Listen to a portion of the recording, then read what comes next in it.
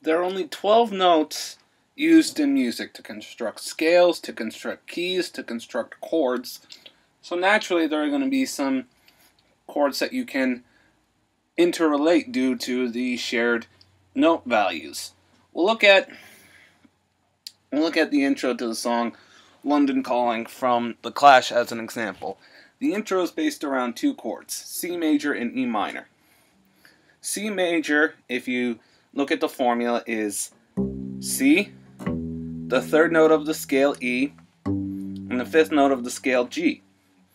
Now E minor has E as the first note, G as the third note of the scale, and B as the fifth note of the E minor scale. So that chord is built E, G, B, E. So if you look at how the chords are constructed, you have two notes that are equal significant parts in the construction of the chord.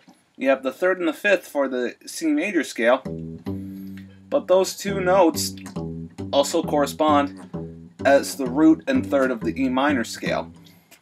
So when you have something like London Calling, which is built around those two chords, you have a lot more wiggle room to construct a interestingly melodic bass line that utilizes very few notes. This is how it's played.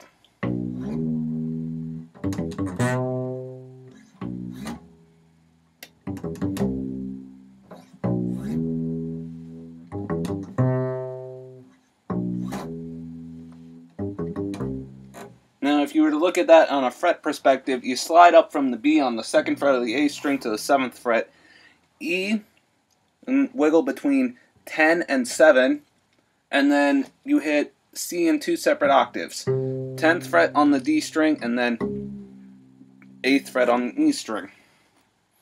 And throwing in that C is really the only differentiating point between the two chords. Granted, you do have the B, but that's served as more as not in the purest sense, but it's kind of a passing tone. You hit it once just so you can get to the next chord, or to the chord that you're looking to get to. Now, if you look at 7th chords, the B in E minor is the 7th note of a C major 7 chord. Haven't really explained those in full yet. I will at some point. But it's really that easy to look at chords, how they tie together, and that's why you have bass lines that have different chord changes going on, but one bass note remaining the same, and it works over all those chords, because in some capacity or another, it's all interrelated. I'll do what I can to explain it better next week, and look how a major scale defines how the chords are reflected in a given key.